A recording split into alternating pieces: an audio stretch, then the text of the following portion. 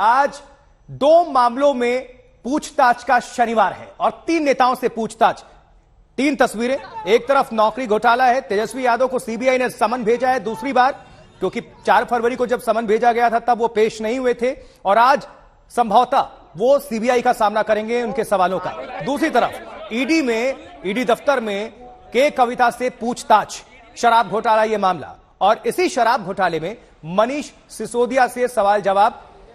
तो 3 नेताओं ये अभी कानूनी शिकंजा, ईडी से लेकर सीबीआई तक ये रडार पर, और मुश्किलों की अगर बात करें तो वो बढ़ता हुआ। और इस बीच सबसे बड़ी खबर यह कि बिहार के डिप्टी सीएम नौकरी के बदले जमीन मामले में सीबीआई ने उनको समन जारी किया है और बिहार के सियासत में भी अभी काफी तपिश देखी जा रही है। आज सीबीआई के सामने पेश नहीं होंगे तेजस्वी यादव, ये जानकारी निकलकर सामने आ रही है। पत्नी के साथ हॉस्पिटल में है तेजस्वी यादव, ये दलील दी गई है ये जानकारी के मुताबिक, और कल ही ईडी ने छापेमारी की थी। और इस बीच हॉस्पिटल में हूं, अभी पेश नहीं हो सकता, यह कहना है तेजस्वी यादव का। लालू परिवार पर सीबीआई का यह शिकंजा, और इसके पहले भी 4 फरवरी को पिछली बार सीबीआई ने उनको समन भेजा था, पूछताछ के लिए बुलाया हुआ था, तब वो पेश नहीं हुए थे और आज फिर से उनको समन भेजा गया है। और जानकारी मिल रही है, स्वास्थ्य कारणों का हवाला दिया गया है, पत्नी के साथ हॉस्पिटल में हूं, आज पेश नहीं हो सकता, तो ये जानकारी मिल रही है। तेजस्वी यादव आज भी सीबीआई ने जब दूसरी बार उनको समन भेजा है तब वो पेश नहीं होंगे। 6 तस्वीरें, तेजस्वी को समन, सीबीआई के सवाल जवाब, पहले राबड़ी देवी से सवाल जवाब हुआ, दिल्ली में और बिहार में, मुंबई में और उत्तर प्रदेश में घर तक ईडी की कार्रवाई, पटना में छापेमारी और लालू से भी पूछताछ। वो अब क्या कर रहा है तो न जाने, ये सब तो पहले भी किया है, तो कोई इशू तो है, मेरी समझ से कोई खास सीबीआई और ईडी का। अब आप बताइए ना, हम आपको बता दिए 17 में हुआ तब फिर क्या हुआ, अब 5 साल के बाद फिर हो रहा है, और सब कुछ हो गया था, क्या हुआ। हम क्या बोले, एक आदमी का नाम ले लेंगे तो बिना मतलब बेचारे फिर कई चीज बोलते रहेंगे। अब हम हमारे लिए उचित नहीं है हम उनका नाम ले लें कि उन्हीं से जरा पूछिए कि क्या बात हुई थी, लेकिन हम नाम ले लेंगे बेचारे का, तो ऐसे ही पीछे किए हुए रोज बोलना पड़ता है ना, उन लोगों को रोज बोलना पड़ता है। तब भी तो आपसे जानना चाहते हैं कि आप खामोश क्यों हैं इस पर? सुशील मोदी जानना चाहते हैं आपसे कि आप चुप क्यों हैं इस पे? कौन सी पर? सुशील मोदी क्या चीज करते हैं इसको छोड़िए ना, सुशील मोदी नहीं बोलेंगे बेचारे रोज, उनको तो रोज बोलना ही ना है। हम क्या चाहते थे बोलिए, तब हम क्या बोले, एक बार तो बोल चुके हैं ना सब जी, तो वो नहीं बोलेंगे रोज रोज तो कैसे होगा। बोले रोज बोलते रहे, जितना और बोलना है मेरे खिलाफ भी खूब बोलते रहे, आपको कोई मतलब नहीं। हम क्या लगता है। इस वक्त हमारे साथ हमारे 2 संवाददाता जुड़ रहे हैं ज्यादा जानकारी के साथ। दिल्ली से मुनीश पांडे, जबकि पटना से शशि भूषण। मुनीश, आपके पास पहले आना चाहेंगे। आज जानकारी मिल रही है कि तेजस्वी यादव पेश नहीं होंगे, किन कारणों का हवाला दिया गया है तेजस्वी यादव की तरफ से?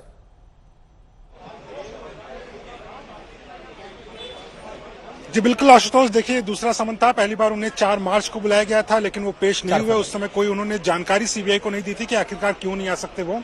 लेकिन आज जब उन्हें दोबारा बुलाया गया था तब तेजस्वी यादव ने सीबीआई को एक पत्र लिखा और उस पत्र में उन्होंने कहा है कि दरअसल उनकी जो पत्नी है वो अस्पताल में भर्ती हैं और इसी वजह से वो आ नहीं सकते क्योंकि वो अपनी पत्नी के साथ अस्पताल में है। तो कुल मिलाकर सीबीआई ने पूरी तैयारी करके रखी थी और आशुतोष आपको याद होगा कुछ दिन पहले राबड़ी देवी से सीबीआई पूछताछ करती है पटना में, उसके बाद मिसा भारती के घर पर पहुंचकर लालू यादव से पूछताछ होती है और आज तेजस्वी यादव से पूछताछ करने का पूरा मकसद था सीबीआई का। लेकिन तेजस्वी यादव आज भी सीबीआई के सामने पेश नहीं होंगे, ऐसा उन्होंने जानकारी सीबीआई अधिकारियों तक पहुंचा दी है। यानी कि फिर से सीबीआई उनको समन भेजेगी फिर से, क्योंकि अभी जिस तरह से ईडी और सीबीआई का शिकंजा कस रहा है, मुमकिन हो कि 4 फरवरी को बुलाया गया नहीं आए, आज फिर से बुलाया गया नहीं आए, तो फिर से सीबीआई उनको समन भेजेगी।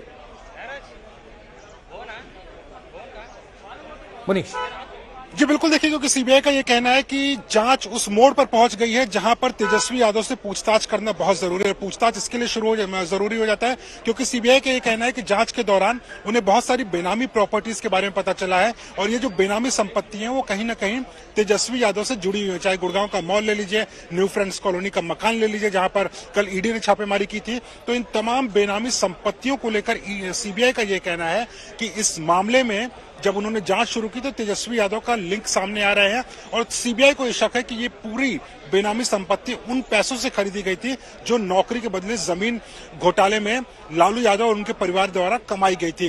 तो इसी वजह से सीबीआई तेजस्वी यादव पर शिकंजा कसना चाहती है, उनसे पूछताछ करना चाहती है। और उसके बाद मैं आपको यह भी बता दूं आशुतोष की एक और समन सीबीआई देगी तेजस्वी यादव को। उसके बाद भी अगर तेजस्वी यादव सीबीआई के सामने नहीं आते हैं तो हो सकता है कि सीबीआई अदालत पहुंचे और उनके खिलाफ गैर जमानती वारंट भी इशू करा ले। ठीक है मुनीश, आप हमारे साथ बने रहें। तेजस्वी के आवास दिल्ली से हिमांशु मिश्रा भी जुड़े हुए हैं, लेकिन हिमांशु आपका रुख करें। राबड़ी के आवास पटना से शशि भूषण जुड़े हुए हैं। शशि भूषण, आपका हम रुख करेंगे, लेकिन इसके पहले आरजेडी से मनोज झा क्या कुछ कह रहे हैं इस पूरे समन को लेकर, उनकी क्या स्टेटमेंट, क्या प्रतिक्रिया, आपको सुनवा देते हैं। पहले ये क्यों कह रहे हैं आपकी सत्ता पक्ष डायरेक्ट फाइट नहीं कर पा रहा है, इसलिए एजेंसीज का मासूम है। आपकी मासूमियत पे मुझे अच्छा लग रहा है, कैसे मासूम लोग अभी भी हैं। पहली बार हुआ है क्या? और आप कह रहे हैं दिन भर रात भर है। क्रिटिकल प्रेगनेंसी के स्टेज में हमारे डिप्टी सीएम की वाइफ 2 बजे रात तक आप वहां बैठा रहे, सुबह से उनकी लालू जी की बेटियों के घर पे जहां छोटे बच्चे हैं वहां आपके लोग बैठे रहे 4 बजे तक। हासिलात कुछ नहीं है। एक बंद केस को खोल करके, चूंकि किसी को एक एजेंसी वाले को सेवा विस्तार चाहिए और दूसरी एजेंसी वाले को पोस्ट रिटायरमेंट कुछ बड़ा पद चाहिए, और ऐसी परंपरा गढ़ दी गई है। तो हमारी चिंता इस बात की है, हमारी चिंता इस बात की नहीं, एजेंसीज है, रूल ऑफ लॉ मानते हैं, लेकिन एजेंसीज को आपने बना के क्या रख दिया है साहब? इसको आप स्क्रिप्ट पकड़ाते हैं। जो केस 2008-10 में बंद हो गया उसको खुलवाया जा रहा है। क्या यह सार्वजनिक चिंता का विषय नहीं होना चाहिए पूरे देश के लिए? क्योंकि आपके साथ जो लोग जा रहे हैं उसके बारे में 242 पन्ने का डॉसियर आपने लिया था, वो मुख्यमंत्री बन गए। अलग अलग राज्यों में यही हाल है। तो मनसा वाचा कर्मणा में आपकी पूरी कार्यशैली इस बात की प्रतीक है कि आप पॉलिटिकल लड़ाई पॉलिटिकल तरीके से नहीं लड़ना चाहते हैं। आप चाहते हैं कि विपक्ष के हर दल, महत्वपूर्ण नेताओं के यहां छापे पड़े, रेड पड़े, ताकि हेडलाइन मैनेज होता रहे।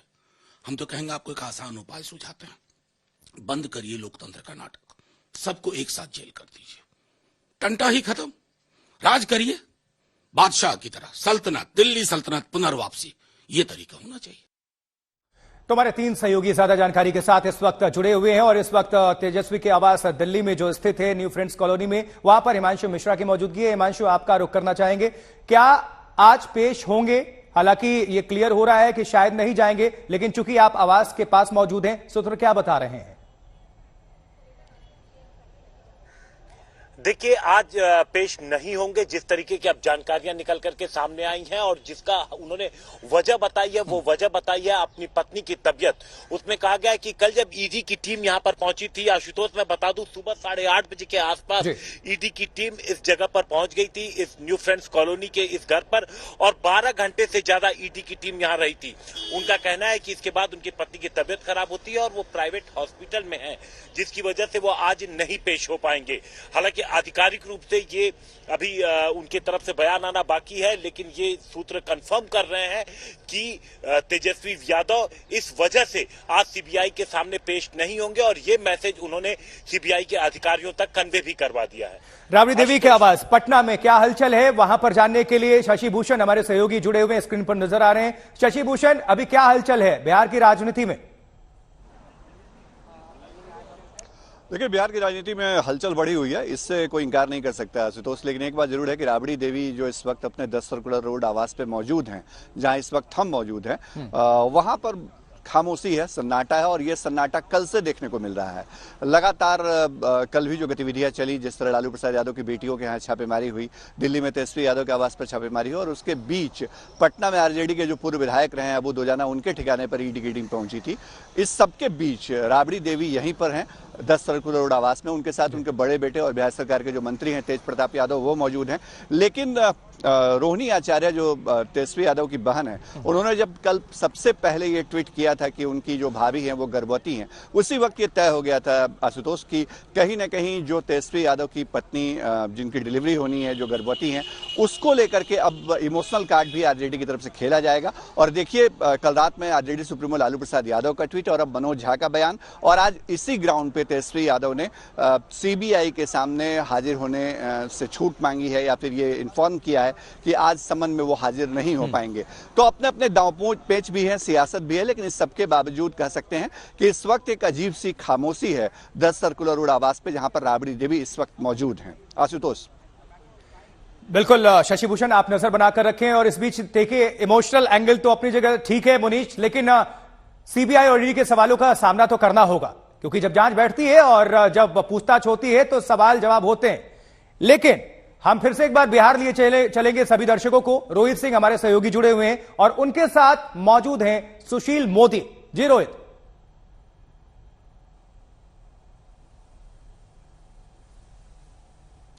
लेकिन उसके पहले हम चलेंगे आप सभी दर्शकों को लेकर, उसके पहले तमाम स्टेटमेंट्स आ रहे हैं क्योंकि सियासी तपिश बढ़ रही है, कार्रवाई हो रही है, समन जारी किया गया है।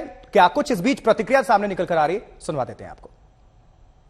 वक्त रहे इसलिए कि बिहार में जो महागठबंधन की सरकार बनी है, बीजेपी को मुंह के खाना पड़ा, तो उसके रिएक्शन में तो नेचुरली वो चाह रहे थे महाराष्ट्र टाइप की सरकार यहाँ पर हमको लिया, जिस उद्धम को हटा के शिंदे को लाया, उसी तरह किसी भिंडे को लाते हैं यहाँ पर। तो उससे पहले नीतीश जी हम लोगों के साथ आ गए तो इनकी परेशानी तो ऑटोमेटिक बढ़ जाएगी, तो उसके रिएक्शन में तो हम लोगों को तो करेंगे। तेजस्वी यादव और लालू परिवार ये बताएं कि आखिर लालू यादव 141 भूखंड के मालिक कैसे बन गए।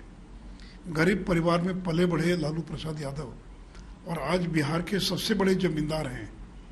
आज लालू परिवार 141 भूखंड, 30 से ज्यादा फ्लैट और आधे दर्जन से ज्यादा मकानों के मालिक बन गए। देखिए, लालू जी के परिवार को जाकर पहले देवगौड़ा जी से पूछना चाहिए कि सीबीआई क्यों हुआ बिहार में। नरसिंहा राव जी स्वर्गीय हो गए, इंद्र कुमार गुजराल जी स्वर्गीय हो गए जब वो जनता दल के अध्यक्ष थे, और तब उनके घर पे सीबीआई ने छापा मारा था। तो ये कौन नया चीज है लालू जी? ये तो गहना है लालू जी के लिए, जो जदयू के लोग पलट सकते हो, क्योंकि उनके यहाँ तो नेता लोग पलटी मारने के लिए माने जाते हैं। नीतीश कुमार पलटासन करके सत्ता का हस्तांतरण करते हैं, तो उनके लोग, जिन लोगों ने आवेदन किया, वो भी पलटी मार रहे हैं और सजा हो गया लालू जी को। अब बताइए क्या मैकेनिज्म ये लोग का समझिए जेडीयू का, कि ये लोग तो नए मैकेनिज्म पर काम कर रहे हैं कि पहले जेल भिजवाते हैं, सजा करवाते हैं और कहते हैं कि अब तो अरे लालू जी दोषी नहीं थे। क्या मतलब समझ से परे है। बीजेपी को लोकतंत्र में भरोसा नहीं रह गया है। जो राजनीतिक लड़ाई नहीं लड़ पा रहे भाजपाई, तो भेज दे रहे हैं आईटी, ईडी, सीबीआई विरोधियों के यहाँ। ये लोकतंत्र के लिए ठीक नहीं है। चाहे जितना छापेमारी कर ले, 2024 की लड़ाई नहीं जीतेगी भाजपाई। और एक बात याद रखे, आज वो सत्ता में है, कल सत्ता में नहीं रहेंगे, तो यही सीबीआई जाएगी भाजपाई। आरोप प्रत्यारोप के बीच आप सभी को लिए चलते हैं बिहार। सुशील मोदी हमारे सहयोगी रोहित सिंह के साथ मौजूद हैं। क्या कुछ कह रहे हैं सुशील मोदी? रोहित। जी बिल्कुल, इस वक्त हमारे साथ सुशील मोदी मौजूद हैं, बीजेपी के राज्यसभा सांसद और पूर्व उप मुख्यमंत्री बिहार के। तेजस्वी यादव को आज सीबीआई ने बुलाया है, 4 बजे समन किया है लैंड फॉर जॉब स्कैम में। सुशील मोदी जी क्या कहेंगे? आखिरकार ये होना था, क्योंकि इसकी शुरुआत आपने 2017 में की थी, जो खुलासे आपने लगातार। ये मैंने शुरुआत नहीं की, इसकी शुरुआत तो की ललन सिंह ने और नीतीश कुमार ने। देखिए 2008 में जब मनमोहन सिंह देश के प्रधानमंत्री थे, यूपी की सरकार थी, लालू यादव रेल मंत्री थे, तो स्वर्गीय शरद यादव और ललन सिंह ये लोग मिलने गए थे प्रधानमंत्री से और मिलकर ज्ञापन दिया था कि लालू यादव रेल मंत्री रहते हुए कैसे लोगों को नौकरी के बदले जमीन लिखवा रहे हैं, और प्रमाण दिया था। लेकिन उस समय यूपी की सरकार थी, मामला दब गया, सीबीआई ने कुछ किया नहीं, वो तो सीबीआई को भेजा ही नहीं। वो तो जो कागज था वो प्रधानमंत्री सचिवालय में पड़ा का पड़ा रह गया। फिर दोबारा एक प्रयास हुआ, लेकिन चूंकि यूपी की सरकार थी कोई काम नहीं हुआ। और यही ललन सिंह थे जिनके तिबारा प्रयास का परिणाम था कि जो इस लैंड फॉर जॉब वाला स्कैम के अंदर जो पहला पी दाखिल हुआ, पी का मतलब प्रिलिमिनरी इंक्वायरी, प्रारंभिक जांच, वो जांच हुई है 23 सितंबर 2021 को। उसमें ललन जी हमारे साथ थे, वो लालू जी के साथ नहीं थे।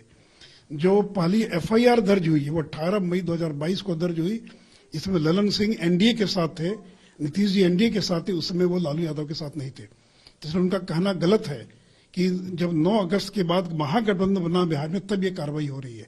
और देखिए, एक बार अगर मुकदमा दर्ज हो गया और प्रमाण है, सीबीआई ने तो अपनी चार्जशीट के अंदर एक एक प्रमाण दिया है कि किस व्यक्ति को कहाँ नौकरी लगी और कितने कट्ठा जमीन उन्होंने लिखवाई।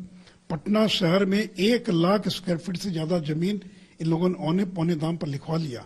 अब मैं तो जानना चाहता हूं ललन जो नीतीश कुमार से, ये हृदयानंद चौधरी कौन है जो रेलवे में राजेंद्र नगर कॉम्प्लेक्स में 4th ग्रेड की एम्प्लॉय थी, जिन्होंने 60 लाख की अपनी जमीन और हेमा यादव और राबड़ी देवी को गिफ्ट कर दिया और बाद में उस जमीन को इन लोगों ने AK इंफो सिस्टम को बेच दिया।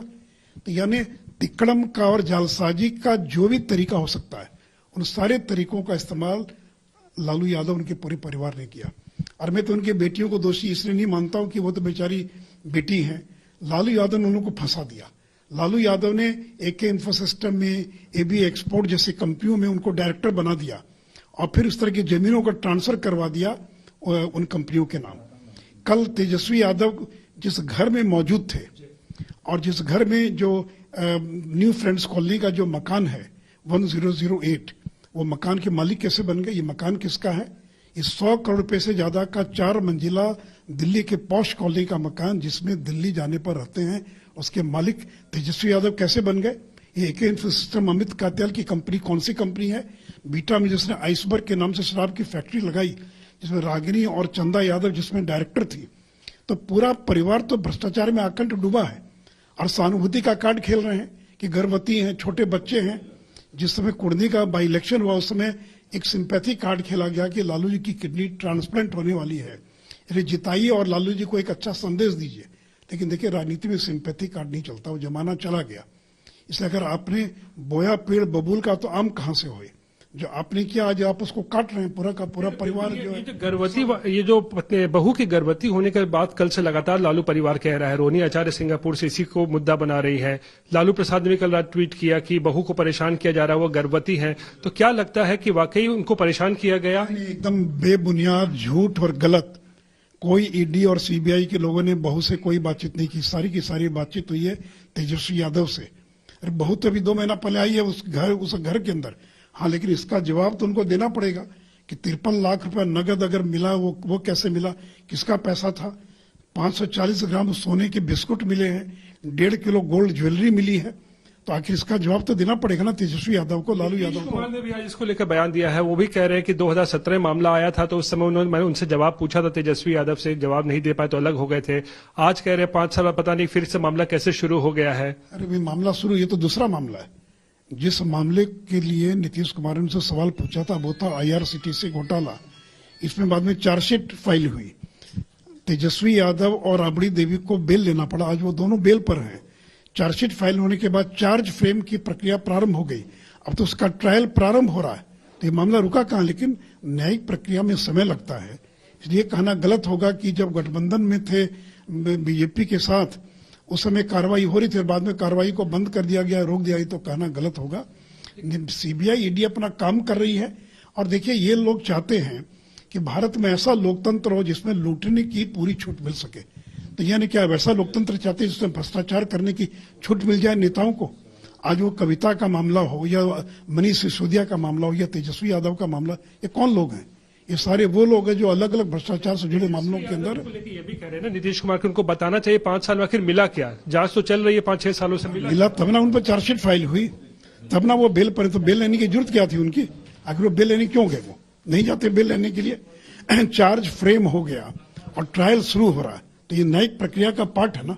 अगर मिला नहीं तो ये चार्जशीट के अंदर प्रमाण के साथ CBI ने जो पूरे दस्तावेज के साथ जो प्रमाण दिए हैं, बाकी वो प्रमाण है कि नहीं प्रमाण है? सवाल एक ठीक है जी, एक आखिरी सवाल है मोदी जी कि शायद तेजस्वी यादव आज भी ना जाए CBI में। उन्होंने कहा है कि पत्नी प्रेग्नेंट है, वो हॉस्पिटल में है, तो आज भी उन्होंने शायद एग्जाम्पशन मांगा है। हो सकता है, देखिए अगर वो एग्जाम्पशन मांगा है तो उनका काम है CBI का एग्जाम्पशन देना कि नहीं देना।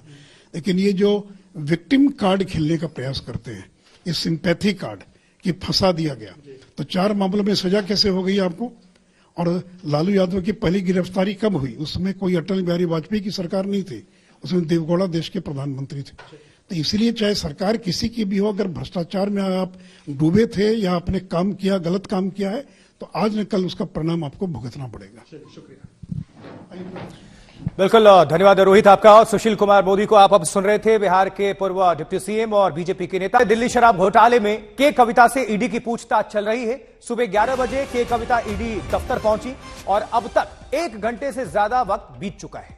के कविता के समर्थकों ने बीजेपी के खिलाफ प्रोटेस्ट किया है, पुतला भी जलाया गया है। केंद्र सरकार पर एजेंसियों के दुरुपयोग का आरोप लगाया जा रहा है, विरोध प्रदर्शन किया जा रहा है। 1 घंटे से जारी है के कविता से पूछताछ ईडी दफ्तर में। सुबह 11 बजे के आसपास वो पहुंची थी और 1 घंटे से ज्यादा का वक्त बीत चुका है अब तक। और इस बीच जब आवाज से निकली तो उनके समर्थकों का वहां जमावड़ा था, जिसमें अच्छी खासी तादाद महिलाओं की भी थी। और 100 करोड़ की रिश्वत पर यह कविता से सवाल जवाब।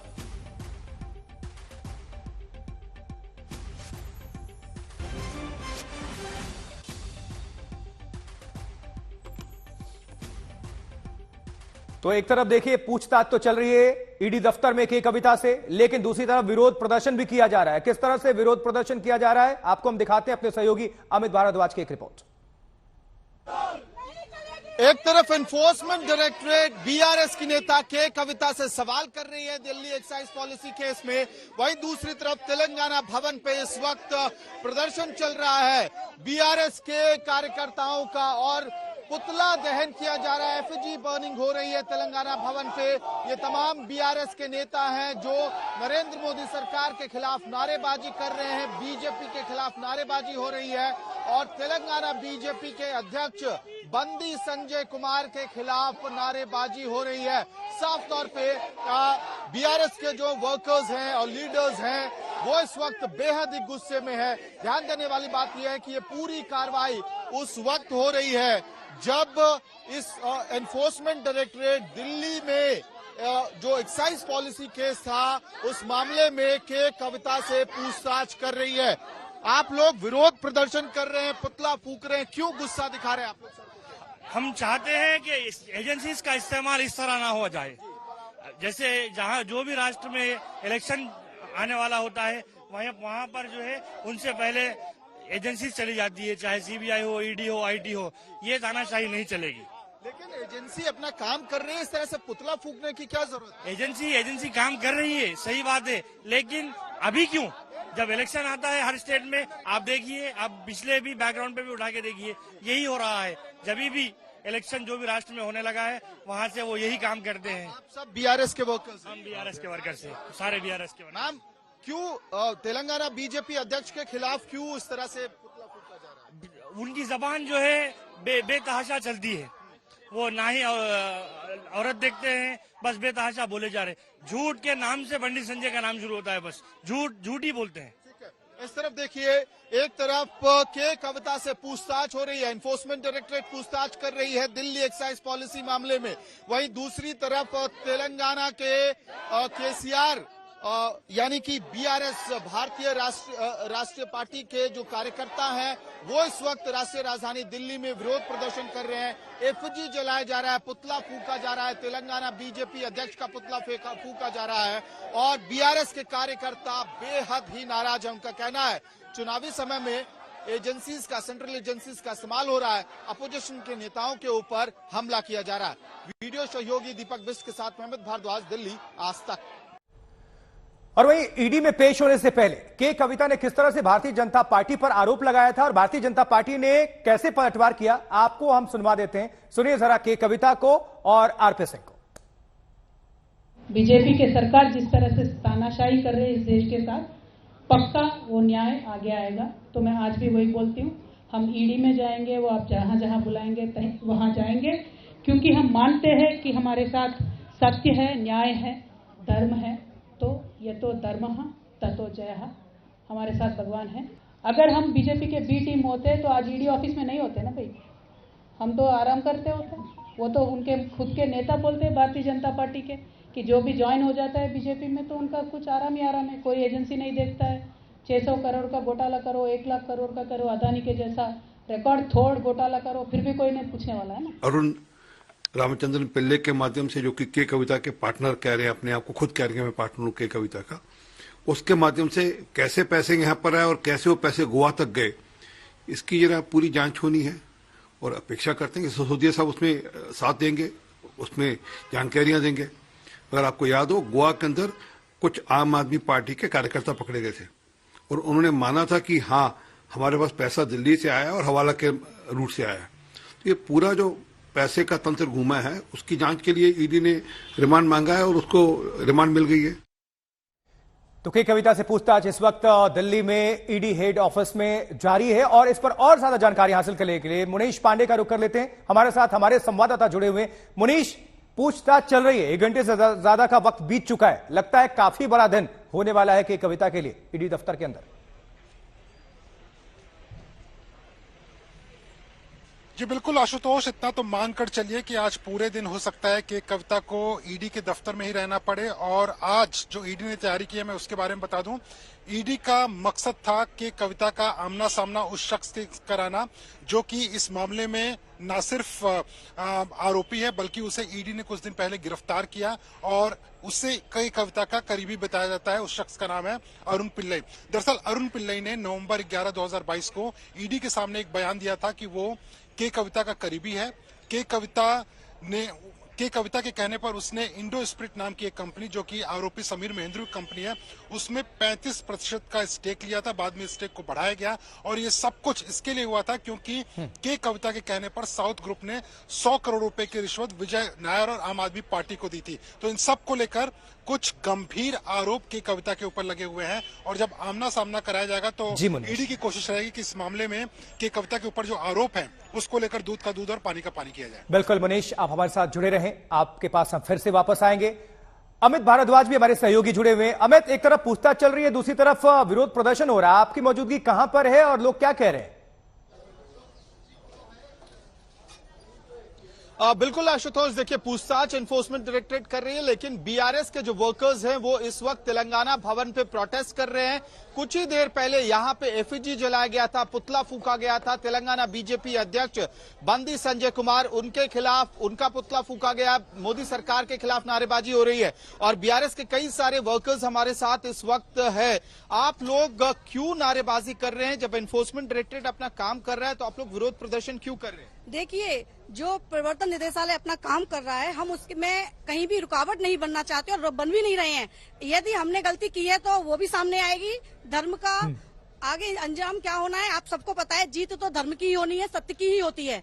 और कहीं ना कहीं जो आज हम धरना प्रदर्शन यहाँ कर रहे हैं, जो हम यहाँ पुतले को जला करके नारेबाजी कर रहे हैं, तो मैं आप लोगों को बताना चाहती हूँ कि जिस तरह से मोदी सरकार अपनी राजनीति खेलने के लिए एक इतने नीचे स्तर पर गिर चुकी है कि वो आप सब जानते हैं कि 9 राज्यों की चुनी हुई सरकारों को गिरा करके मोदी सरकार ने अपनी सरकार बनाने की कोशिश की। और बनाने की आपसे सवाल, मोदी सरकार के खिलाफ नारेबाजी क्यों? क्योंकि ये तो शराब घोटाले की जांच चल रही है इस वक्त। नो, हम नारेबाजी शराब घोटाले के जांच चल रही है उसके लिए नहीं कर रहे। जो हमारा प्रांतीय भाजपा का अध्यक्ष बंडी संजय कुमार ने जो गैर कानूनी रिमार्क्स किए हैं हमारे लीडर, ठीक है अमित, शुक्रिया आपका। लेकिन सवाल वही है, जब कुछ किया ही नहीं तो डर काहे का? आगे बढ़ते हैं, बात जयपुर की। जयपुर में पुलवामा के शहीदों की पत्नियों के प्रदर्शन पर सियासत बेहद गर्मा चुकी है। भारतीय जनता पार्टी आज इस मामले में गहलोत सरकार के खिलाफ सड़कों पर है, प्रदर्शन किया जा रहा है। ये बड़ी खबर आपको बता दें जयपुर से, जहां जयपुर में भारतीय जनता पार्टी का बड़ा प्रदर्शन, ये तस्वीरें भी आपको हम दिखा रहे हैं। और बीजेपी के जो सपोर्टर्स हैं, कार्यकर्ताओं को रोकने के लिए पुलिस ने वाटर कैनन का भी इस्तेमाल किया है। ये तस्वीरें भी आपको हम दिखा रहे हैं। शहीदों के पत्नियों के प्रदर्शन पर गरमाई है राजस्थान की सियासत। और जयपुर में इस बीच बीजेपी का प्रदर्शन शुरू हो चुका है। कल किरोड़ी लाल को किस तरह से हिरासत में लिया गया, उनको फिर अस्पताल में भी भर्ती कराया गया। और इस बीच मोर्चा संभाल लिया है भारतीय जनता पार्टी के कार्यकर्ताओं ने, उनके नेताओं ने। ये तस्वीरें देखिए, जयपुर में पार्टी का झंडा लिए हाथों में प्रदर्शन कर रहे हैं और राजस्थान सरकार, मुख्यमंत्री के खिलाफ जमकर नारेबाजी हो रही है, कांग्रेस के खिलाफ नारेबाजी हो रही है। और इस बीच शहीदों की पत्नियों को न्याय दिलाने की आवाज उठाई जा रही है, बुलंद की जा रही है। तो जयपुर में भारतीय जनता पार्टी के कार्यकर्ताओं का प्रदर्शन शुरू हो चुका है। दिखाना चाहते हैं मुख्यमंत्री और कांग्रेस पार्टी, इनका बल किस पे चल रहा है आप खुद देखिए। देश के बलिदान परिवारों के छोटे बच्चे और महिलाओं के ऊपर अपना बल दिखा रही है राजस्थान पुलिस और राजस्थान के मुख्यमंत्री। मिलने से क्यों घबरा रहे हैं? उनकी सुरक्षा को बलिदान परिवारों से क्या खतरा है? आंखों की शर्म है, इस वजह से नहीं मिलना चाहते। झूठी पार्टी, झूठे वादे कैसे सामने खड़े हो सकते हैं एक वीरांगना के, जिसने अपना पूरा परिवार बलिदान दे दिया इस हिंदुस्तान के ऊपर। राजस्थान सरकार ने जो वादे किए थे, अभी मुख्यमंत्री ने कहा है, वो तमाम वादे पूरे किए। भारतीय जनता पार्टी इस पे सियासत कर रही है, राजनीति कर रही है। बीजेपी ये तो बताए कि यूनियन गवर्नमेंट ने अभी तक क्या किया है। यूनियन गवर्नमेंट ने पुलवामा में जो हमारे नौजवान शहीद हुए थे, उनके खानदानों के लिए, उनके घर वालों के लिए क्या क्या काम किए हैं, पहले ये बताए, उसके बाद किसी और पर उंगली उठाए। चलिए, ज्यादा जानकारी हासिल करने के लिए जयपुर का रुख करते हैं। देव अंकुर हमारे संवाददाता जुड़ चुके हैं। देव, राजस्थान सरकार के सामने चुनौतियां काफी बढ़ती हुई नजर आ रही हैं, किस तरह से तस्वीरें भी सामने निकल कर आ रही हैं, और साथ ही भारतीय जनता पार्टी के जो कार्यकर्ता हैं सड़कों पर उतरे हुए, उनकी भी तस्वीरें आप साझा करें, दर्शकों को जानकारी बताएं, क्योंकि ये पूरा जो मामला है वो सियासी रंग लेता हुआ नजर आ रहा है, जहां कांग्रेस और भारतीय जनता पार्टी एक दूसरे के आमने सामने है, खुलकर विरोध कर रहे हैं और शहीदों की पत्नियों से जुड़ा हुआ यह पूरा यह मामला है। जी देव। उसके बाद में डॉक्टर किरोड़ीलाल जी ने, देखिए, मैं सबसे पहले चाहूंगा कैमरा पर्सन आपको तस्वीरें दिखाए। हम इस समय मौजूद हैं भाजपा के प्रदेश कार्यालय के बाहर, और यहाँ पर जो स्टेज है वहां पर भाजपा के प्रदेश के नेता जो हैं वो पहुंच चुके हैं। इस समय स्टेज पर भाजपा के उपनेता विपक्ष राजेंद्र राठौड़ बोल रहे हैं। उनके पास में ही डॉक्टर सतीश पूनिया मौजूद हैं, जो कि भाजपा के प्रदेश अध्यक्ष हैं। ये पूरा मामला जो है इस तरह से उठा है कि भाजपा को एक बड़ा मुद्दा मिलता हुआ नजर आ रहा है। इस समय जिस तरह से वीरांगनाओं के साथ पुलिस ने बर्बरतापूर्ण व्यवहार किया, जिस तरह से डॉक्टर किरोड़ीलाल मीणा जो कि भाजपा के राज्यसभा सांसद हैं, उनके साथ पुलिस ने कथित तौर पर बर्बरतापूर्ण व्यवहार किया, उसके बाद से जो राजस्थान में भाजपा है उसने इस पूरे मुद्दे को लेकर सड़कों पर उतरने का इरादा अपना लिया है। उनको लगता है कि ये मुद्दा इतना बड़ा है कि चुनावी साल में वो अशोक गहलोत सरकार को इस मुद्दे से घेर सकती है। और आप देख सकते हैं किस तरह से यहाँ पर सैकड़ों की संख्या में भाजपा के तमाम नेता कार्यकर्ता मौजूद हैं। देखिए, ये जो पूरा मुद्दा है वीरांगनाओं का, इसको अगर अशोक गहलोत सरकार ठीक तरह से हैंडल करती तो कहीं ना कहीं वो इस पूरे मुद्दे को लेकर एक संवेदनशीलता दिखा सकती थी, एक मानवीयता दिखा सकती थी, और अगर दिखाती तो कहीं ना कहीं पूरे मामले का निस्तारण हो सकता था, पर वो उसने नहीं किया, जिसकी वजह से ये मामला इतना बड़ा बन गया है कि न केवल सचिन पायलट भाजपा को घेरते हुए दिख रहे हैं, कांग्रेस को घेरते हुए दिख रहे हैं, पर भाजपा भी इस पूरे मुद्दे को लेकर सड़क पर उतर आ चुकी है। जी ठीक है देव, आप नजर बनाकर रखें। बहरहाल आपका बहुत बहुत शुक्रिया।